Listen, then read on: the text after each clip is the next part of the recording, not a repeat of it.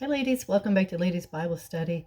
You've landed on the Ladies Bible Study for New Hope Baptist Church. And if this is your first time joining with us today, my name is Starr, and I'm the pastor's wife here at New Hope Baptist. And I'm so glad you joined me today. We're making our way through the Bible study called Holy Women.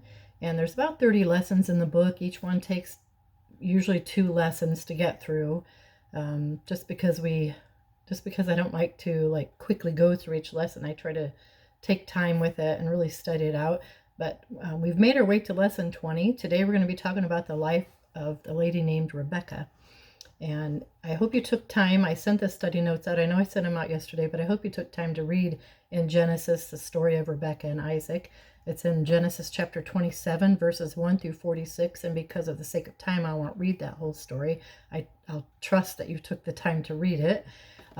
But you really need to read through that story once or twice, and even the surrounding chapters, to really get the gist of the whole story of Isaac and Rebekah, what happened there, because in those chapters you'll read their story. And we know that Isaac was the second of the patriarchs of Israel. He was the only son of Abraham and Sarah, and he's the father of Esau and Jacob. And we know that he married a lady named Rebekah. And he was about 40 years old when he married her. And then Rebekah was barren. She was childless for the first 20 years of their marriage. And I'm sure that was a real heartache to her, and probably just a constant prayer request on her lips every day to the Lord that he would open her womb and let her bear children. And we know that in Scripture it says that Isaac also entreated the Lord on his wife's behalf, that the Lord would open her womb. And he did eventually answer that prayer request, because we know that Rebekah conceived, and it was twins in her womb. And we know that that was Jacob and Esau. And then also there was a point in the pregnancy where it talks about how the twins struggled in the womb, and she wasn't sure what was happening. So she went to the Lord to inquire what was happening there in her womb with these babies. And in Genesis chapter 25, verse 23, we see that the Lord told her, two nations are in thy womb, and 2 manner of people shall be separated from thy bowels. And the one people shall be stronger than the other people, and the elder shall serve the younger. So that was the news that God gave Rebekah. He did not say that to Isaac, but he said it to Rebekah. And so when the twins were born, we know that Esau was born first.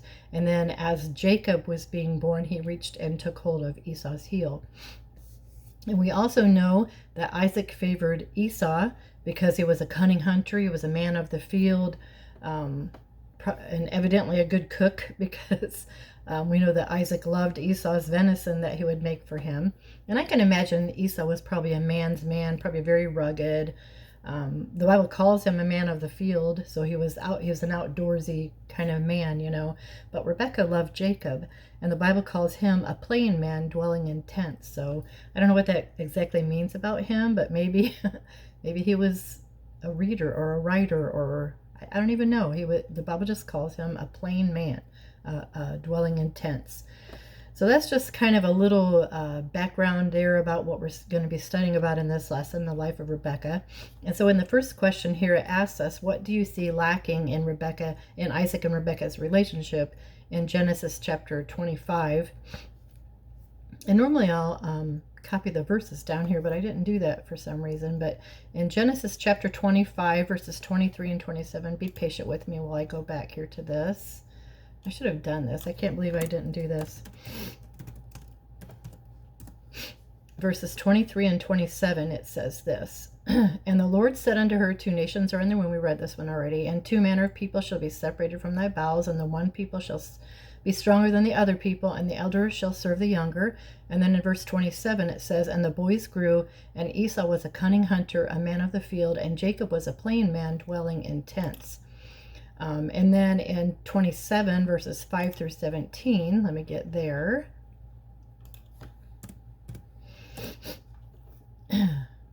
It says, and Rebekah heard when Isaac spake to Esau his son, and Esau went to the field to hunt for venison and to bring it.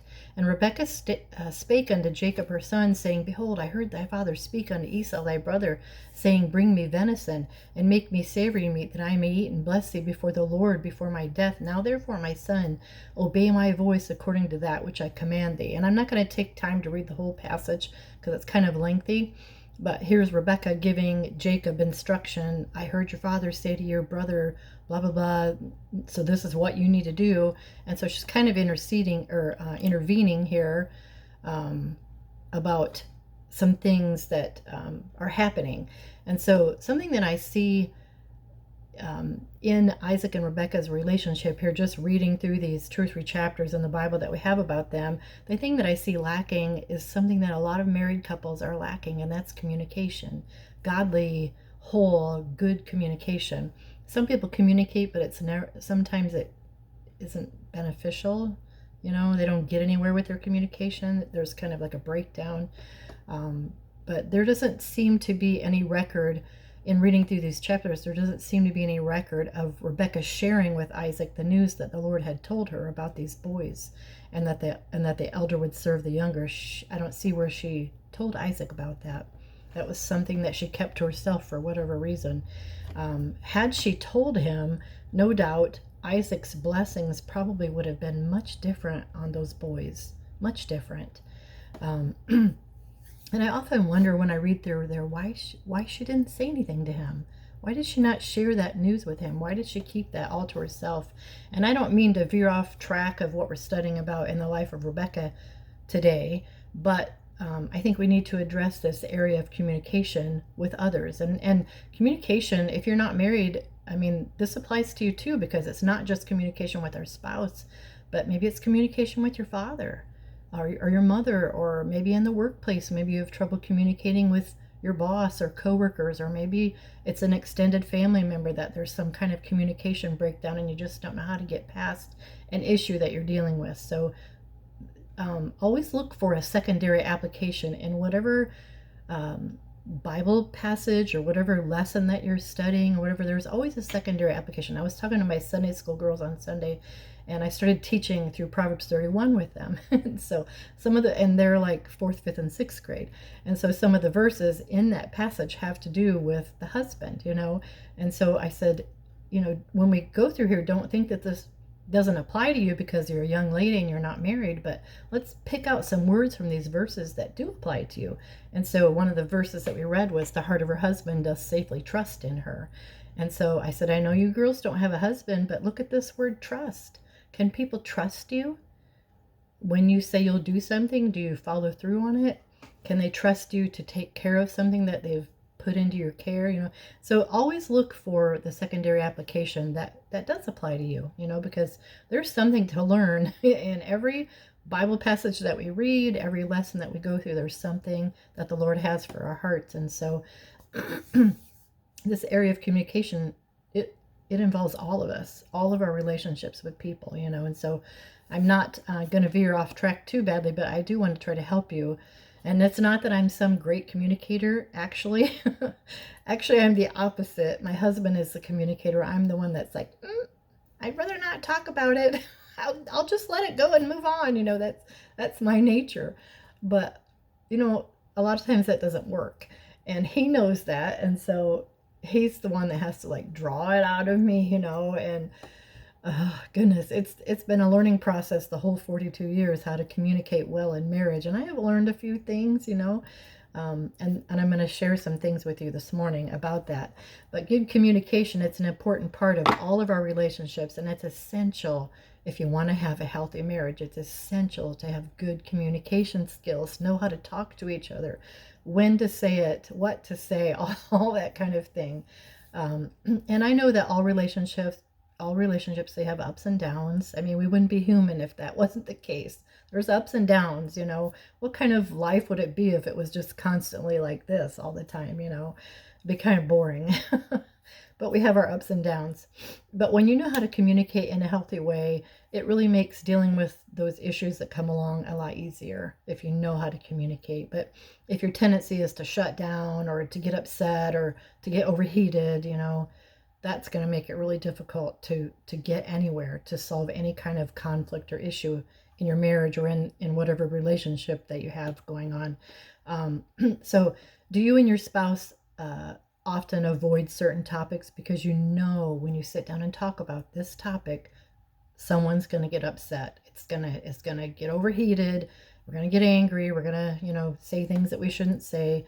Do you avoid certain topics because of that? Maybe you dread discussing parenting techniques. Dad's the heavy-handed one, you're the more gracious one, or maybe it's vice versa, and you don't agree on it.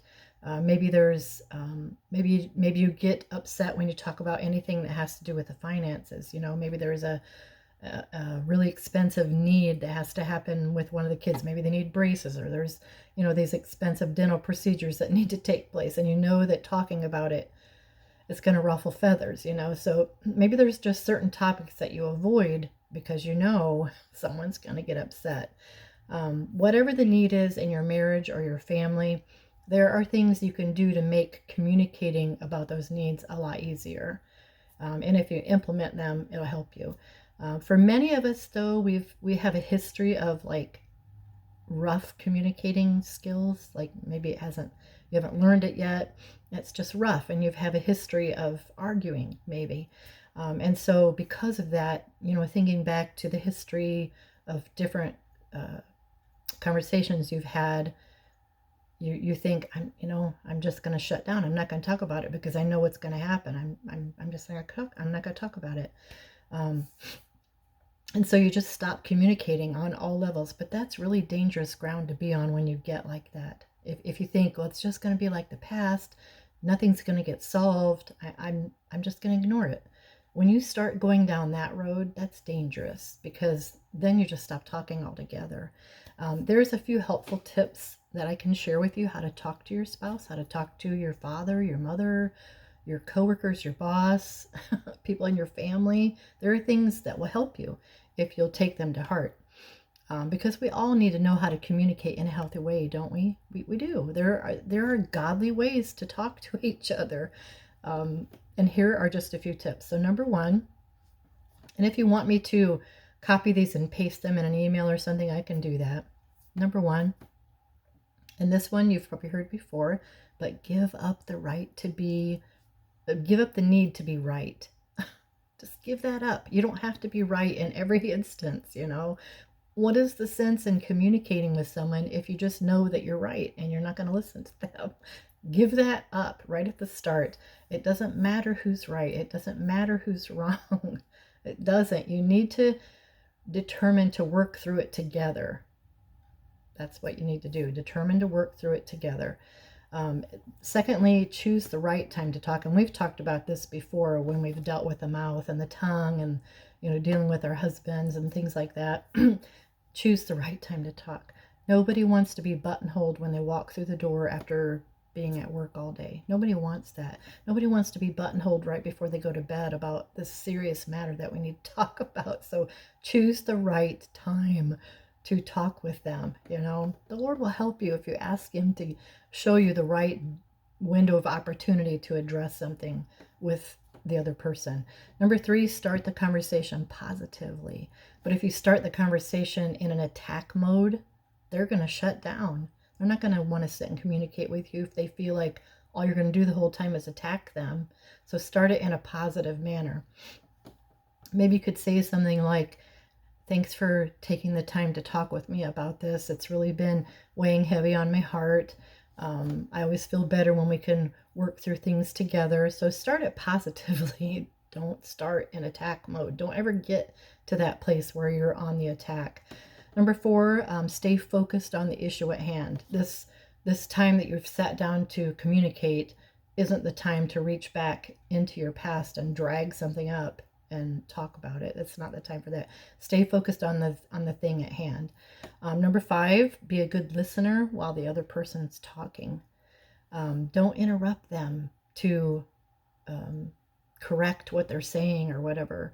Don't interrupt them, and don't start thinking about your next comment when they're halfway through their own sentence. Don't do that. Don't interrupt. Be a good listener. Number six, communicate in a godly manner. Not in a fleshly manner. Communicate in a godly manner.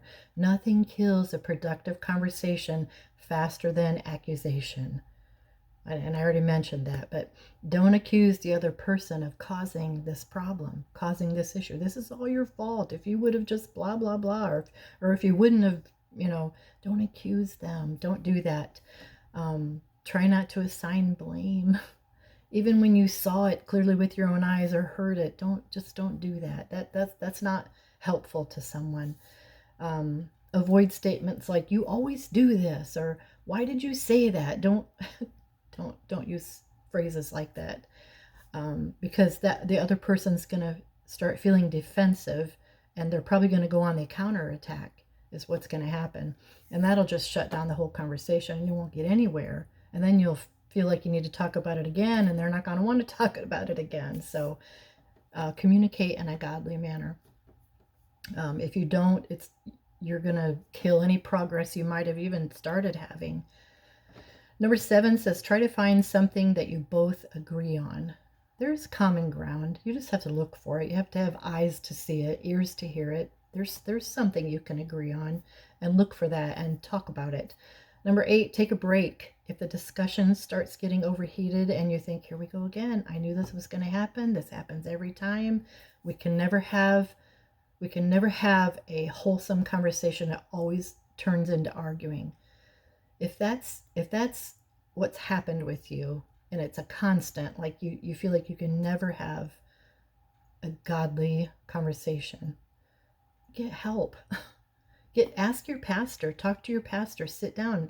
And it's not like you have to go through weeks and weeks and weeks of counseling. Just get some help. There's no shame in that. You don't want to keep going down the road you're going down because it's evidently not working. Get some godly help and counsel from your pastor. He would love to sit down with you and help you. I promise you that. Number 2 in our lesson here says, what effect did Rebekah's lack of submission have on others? What effect did it have? What effect did her lack of submission have on others? And so we see that what was lacking in the marriage on Rebekah's part was submission. She should have communicated that message to Isaac and let him lead in it rather than she herself taking the lead in it.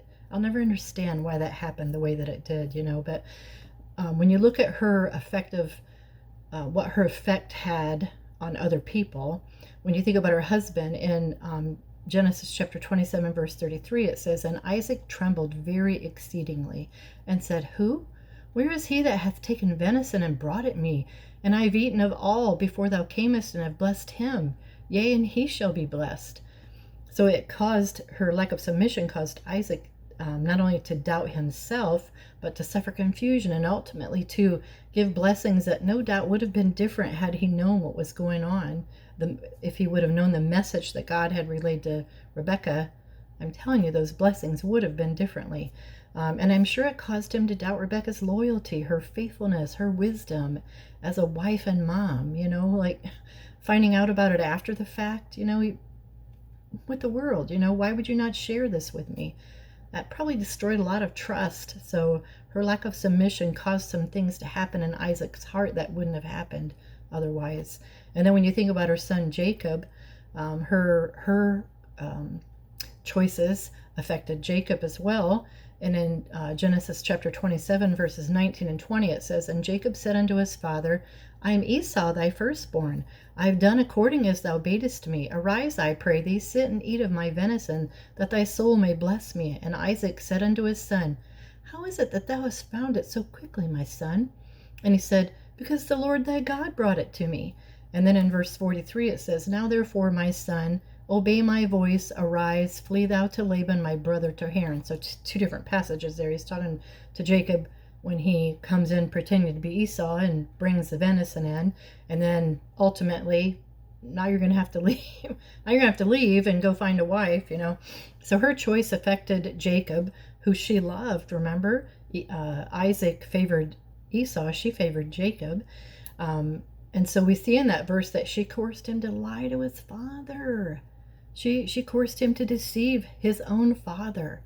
And he agreed to it against his better judgment, because you see in verse 12, he says, my father peradventure will feel me, and I shall seem to him as a deceiver. Yeah, I shall seem to him as a deceiver, and I shall bring a curse upon me and not a blessing. And then she says, don't worry about that. The curse be on me. You just do what I told you to do. So ultimately, she caused him to have to flee the area for his safety. And so she deprived herself of his presence in her life. So that's how it affected him. She caused him to lie and deceive his father, and then ultimately he had to leave. And then in Esau's life, we see in chapter 27, verse 41, it says, "And Esau hated Jacob because of the blessing wherewith his father blessed him. And Esau said in his heart, The days of mourning for my father are at hand. Then will I slay my brother Jacob." And then in chapter 28, verses 8 and 9, it says, "And Esau, seeing that the daughters of Canaan pleased not Isaac his father, then went Esau unto Ishmael, and took unto the wives which he had Mahalath, the daughter of Ishmael, Abraham's son, the sister of Nebajoth, to be his wife." So in Esau's life, Rebekah's lack of submission was the cause of hatred, or she caused hatred to be stirred up in Esau's heart against Jacob. She caused all this hatred and things in his heart that shouldn't have been there, and anger and disdain for his father because of the blessing that he gave him. And then she caused division in her family. And I'm reminded here of Proverbs 14:1. We've talked about this verse before. "Every wise woman buildeth her house, but the foolish plucketh it down with her hands." And so that's literally what she was doing, was she was dividing her house by all of this deception. Never, ever, ever turn your children against their father and his instruction. Let him lead. Let him do what he needs to do as a father. Don't take upon you something that's not your place, not your thing to do, not your responsibility to do. And I was thinking back as I was studying through this lesson, thinking back to the time when our children were all of courting age, and both of our daughters had young men that were interested in them. Both of them seemed like decent young men, so we were just kind of watching, and these young men were kind of going through the vetting process that my husband had set up for them in his mind. He had a certain way, certain things that he was looking for in these young men's lives. And sometimes you can look at a young person and know down the road this thing's going to cause some issues in a marriage, or down the road, there's just things that a father sees that a mother does not. And it's not because God thinks any less of you, but it's the design for the home, that the man is the head. So anyway, in the end, both of these young men had red flags that popped up that my husband had seen, and one of them I clearly understood. I was, yeah, you're right, I see it too. But the other one, I thought, he treats her like a queen, and he seems to clearly know what God wants for his life. He has good direction. I couldn't see that one, and I thought, he's got his head screwed on straight. He seems like he'd be a great husband, and I had nothing but good thoughts about him in my heart. But my husband saw things that I did not see. And I'm thankful for the Holy Spirit that comes and speaks to my heart about when to be quiet, when to speak, and if you do speak, what to speak. I don't take that for granted. I'm thankful for the Holy Spirit that'll come and speak, and I'm thankful for a heart that will listen at times. Because there are times, we just want to do our own thing. Our flesh is like, do your own thing, and you get yourself into all kinds of trouble. But I'm thankful, especially during that time when the kids were growing up, that I had enough sense to just step back and be quiet and let God be God and let my husband lead. I'm thankful for that, because I think back and I think, man, I could have made that into a real godless mess in our home. I could have stirred things up in our marriage and just been at odds with my husband over it. I could have turned our daughters against their father by saying the wrong things, and it could have been really bad had I chosen to speak up and disagree with him about things in that situation, but now I'm thankful. Our daughters are married to wonderful, godly men, and they love them, and they're training their children to love and serve God. And then our son also married a wonderful woman, and they're doing likewise, training their children to love and serve God. And so I am a very blessed woman. I'm a very blessed wife and mama and Mumu, because that's my grandmother's name, is Mumu, now that you all know. And a lot of that's because I remembered my place in the home. And I'm not saying that to be prideful or self-deprecating, either one. I'm just saying that's how it happens when you remember your place, when you let Dad lead. things just line up like they're supposed to. And that's God's design for the home. It's God is the head, then the man, and then the woman, and then the children. That's his design for the home in that order. And if you get it, and if you mess with that order, your home will quickly become a confused mess. It's just the truth of it. So always know your place and let your husband lead. Number 3 says, how was Rebekah affected by her actions? Well, because of her actions, she was deprived of both of her sons because Jacob fled to Padanaram. I'm probably saying it wrong, Padanaram, to find a wife, and also to wait until Esau's anger had subsided, right? And as far as Esau goes, he ended up marrying a daughter of Ishmael, the son of the bondwoman that was cast out, and he joined with a family that God had rejected. And so he went and did that, after the whole debacle with their father. And so Rebekah, she also destroyed trust in her marriage by deceiving her husband. And we make choices every day in our lives, some good, some foolish, right? And then we have to live with the consequences of those choices that we made. And that's what happened in Rebekah's life. She had to live with the consequences of the choice that she made. And number 4 says, did Rebekah meet her husband's needs as described in Ephesians chapter 5, verses 22 and 33? And I'm not, I'm not bashing Rebekah. This whole lesson is not meant to bash Rebekah, because she knew what God had said about the elder was to serve the younger. And so she wanted to make sure that happened. When God was getting ready to bless Esau, she knew that God said it was Jacob that was going to receive the blessing. And so she, did what she needed to do to make that happen, what God had said. But still, there's a lot we can learn from her life about what to do and what not to do, right? We don't know why she did what she did, because the Bible doesn't tell us, so we can't really speculate, right? Because it's not laid out for us why she did what she did. But there's a lot we can learn from her, the story of her life. Like I said, number 4 says, did Rebekah meet her husband's needs as described in Ephesians chapter 5, verses 22 and 33? And I think I meant to put 23. I'm sorry. But those verses say, wives, submit yourselves unto your own husbands as unto the Lord, for the husband is the head of the wife, even as Christ is the head of the church, and he is the Savior of the body. And so her husband needed her to submit to his leadership. But for some reason, like I said, she decided to take matters into her own hands and handle it in a way that she thought would work. And we don't understand, and we won't know till we get to heaven why she did what she did. But there are things we can learn from the results that happened there.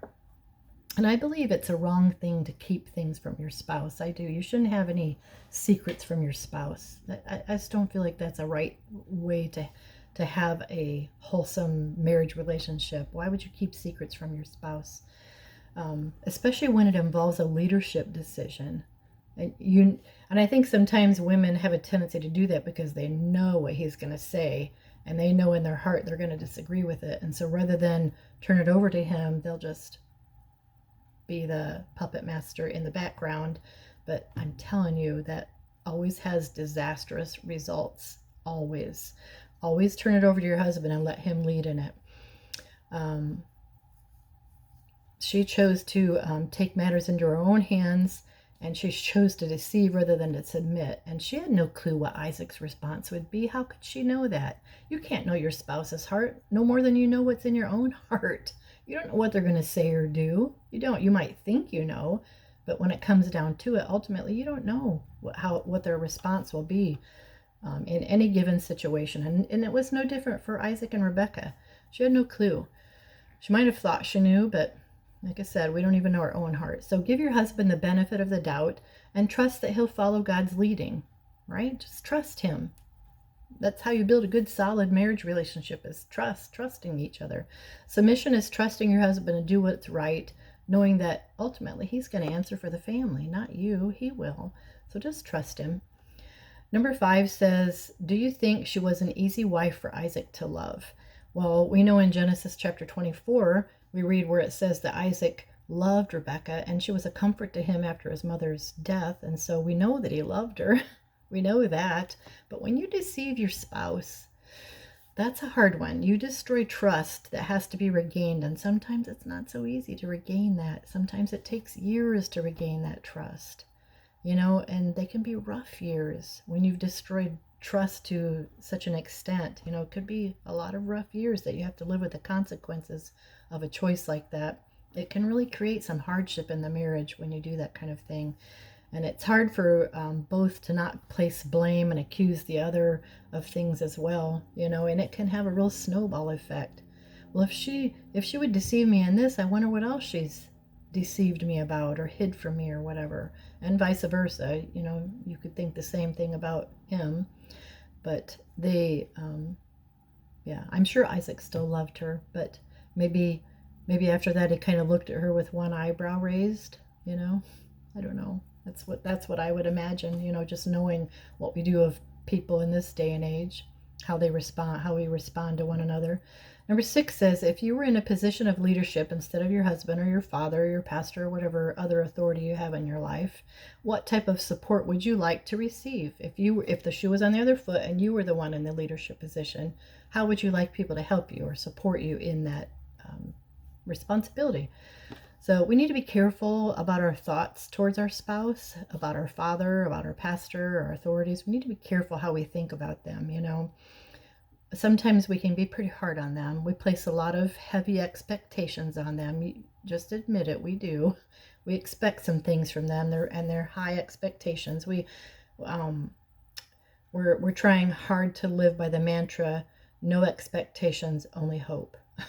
Because when you place expectations on people, no doubt you're going to be disappointed at some point in your life. You will, because people disappoint us all the time. So no expectations, just hope. You just hope that they'll do what they need to do. And it kind of removes that bitter spirit when they fail you, right?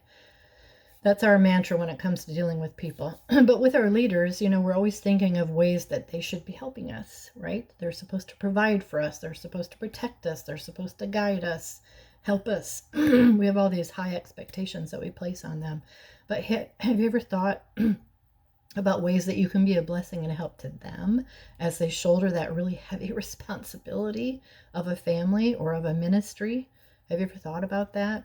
Ways that you can make their life a little bit easier, a little less heavy. If the shoe were on their foot, I believe I would want some things if I was a leader. I'd want to know that my people were loyal to me, and faithful, not deceiving me, not gossiping about me or stabbing me in the back, talking about me with everybody, talking about how they disagree with me. I would want to know that they had my back, that they were loyal.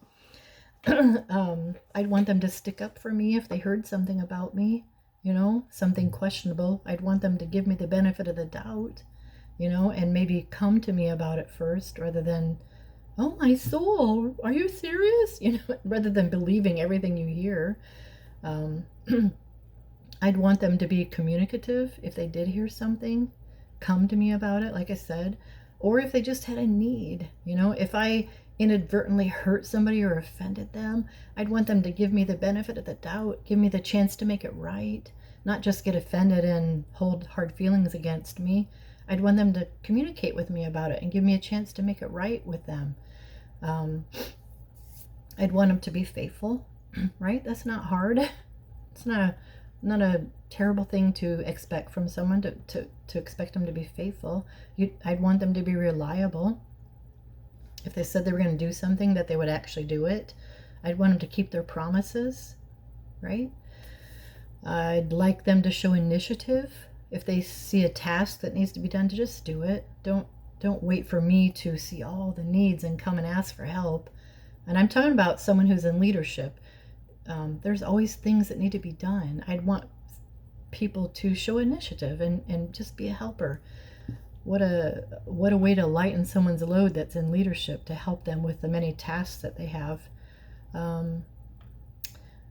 I'd want to know that they would finish the task completely without me having to come along and make sure that they did it, or that they would do it to the extent where I wouldn't have to redo it.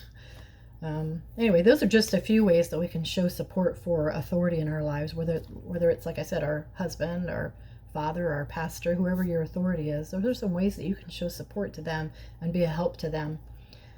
And you might have thought of other ways, and if so, I'd love to read your answers. I always say that you can either drop them in the description box or send me an email, or the ladies that are in the church, you can share them on WhatsApp. And number 7, and we'll quit here, says, what are things you would like others to do to make your task easier and more enjoyable? And again, this applies to any situation that you're in. And for me, I automatically think of the home setting because that's what I do. I'm a housewife, And so I kind of was thinking back to when our children were still at home, because I know probably a lot of you that are listening probably have kids at home. But I really believe that number 6 and number 7 in this lesson kind of overlap, But when I think of personal tasks and things like running a smooth home, it kind of takes everybody working together, doesn't it, to make the home run smooth, to make life a lot easier. It would be nice if everyone put things back where they belong, right? And I don't think that's asking too much or expecting too much. We can get kind of OCD.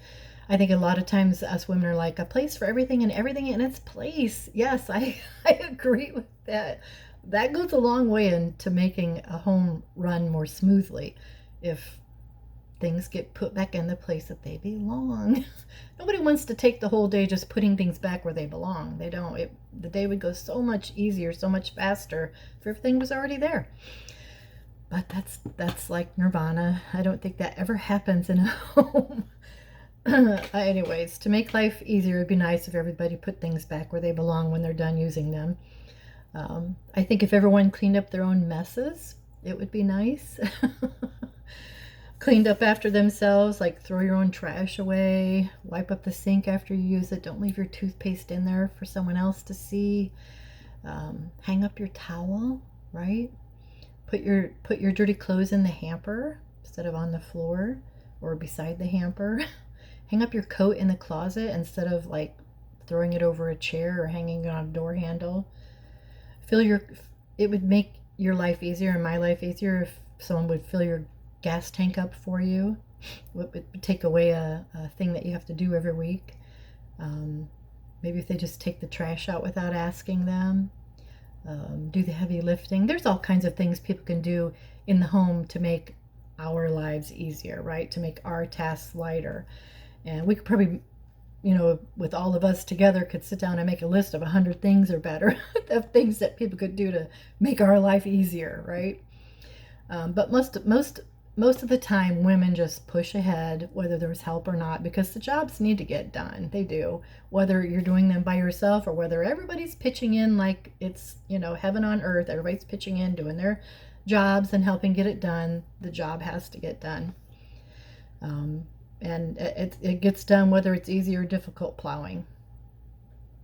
And if you've been able to train your children to shoulder the workload, to help get in the yoke and help shoulder the workload, God bless you, because that's good training, Mama. Keep it up. Keep up the good work. It really starts when they're quite small. If you want your job to be easier, you've got to start training them as soon as they start walking. They may toddle and fall down 2 or 3 times, but teach them as soon as they start walking to pick that toy up and walk it over to the toy box and put it in. Even if you have to hold the toy in their hand while they walk to the toy box, it's teaching them that I'm done with this. I'm going to put it back where it goes, It really starts when they're quite small. And I think some women suffer guilt, though, when they expect their husbands to pitch in at home. They think, oh, goodness, he's been at work all day. He's tired. He's worked an 8-hour shift or 10 or whatever it is. But the difference is he gets to punch a time clock. He gets to be done at that job. And whereas you do not. Running a home is 24/7, isn't it? It's constant. Running the home is constant. From the time you put your feet on the floor in the morning to the time you crawl in between the sheets at night, it's a constant job. Have you ever seen that funny story? It's a funny story about mom saying, I'm going to go to bed now. And then the difference between her saying that and dad saying that. I tried to find the original one, the old one, because I think that one was the funniest. But I did find one. I'm going to read it to you. So the wife says, I'm going to go to bed. But before she heads that way, she stops to pick up the toys in the living room, put away the dishes in the kitchen, add soap to the dishwasher and get it started so it'll be ready in the morning. She locks the back door, picks up the toys by the back door, cleans the glass on the back door, packs the lunches, puts them in the fridge, signs notes in the kids' folders. She grabs clothes that have made their way downstairs, takes clothes to the laundry room, starts a load of laundry, folds the clothes that are in the dryer, puts those clothes in the kids' rooms quietly without waking the kids. She checks on the kids, checks the AC or the heat settings and adjusts it. She takes a shower, brushes her teeth, floss, mouthwash, gets the bed ready, reads her Bible, goes to bed and thinks about the things that she forgot to do, gets out of bed, writes those things on a notepad so that she can remember them tomorrow, gets back into bed and goes to sleep. That's a typical nighttime routine for most women, right? And then husband, I'm going to bed. And he does. And I'm joking, seriously. But that's just the wife, how she feels about the house. That's in running a smooth home, And maybe the husband can freely go to bed because he knows his wife has done a wonderful job running the home and everything's done, But I just thought that was comical. I read that a long time ago. And that's kind of over the top, I doubt many women do that many things before they go to bed because by the time bedtime rolls around, we're pretty exhausted. But I think most of us can relate to how that goes, how long the days can be. And I know not all men are like that, but it's still kind of funny to think about all the things we feel like we need to do before we climb into bed. I have my own little quirks that I do. And some of them are the fly lady's fault. I'll get the dishwasher going and I'll throw a load of laundry in and then I'll take my vitamins and then I go to the coffee pot and prep that for the morning to be ready to brew. I'll lay out a little napkin and a clean spoon and a little receptacle to put the sweetener packets in when they've been used. And it's just all those things that I do, and I'll pour myself a glass of water to put on the table beside the bed. And sometimes my husband, I can tell he's in the living room just watching me quietly, do all these little nighttime rituals, because sometimes he'll jokingly say, are you ready for bed finally? Are you finally going to bed now? But anyway, yeah, there's a lot of things that we could do. There's a lot of things people could do to help us, but regardless, we do what we need to do, right? But next week we'll finish the second half of this lesson. We'll start with number 8. How can applying Matthew chapter 7 help you to overcome a critical or a bitter spirit when your leader fails in some area? So that's where we'll start next week. So hope that's all the time we have for today. I'm glad you joined me. If it's your first time, I hope you'll take a minute to introduce yourself. And if you feel like the Bible study would be a help to somebody, please feel free to share the link with them. So it's all the time we have for today. Hope you have a wonderful rest of your day. Look for somebody to be a blessing to and look for someone to give the gospel to. Love you all, and I'll see you next week.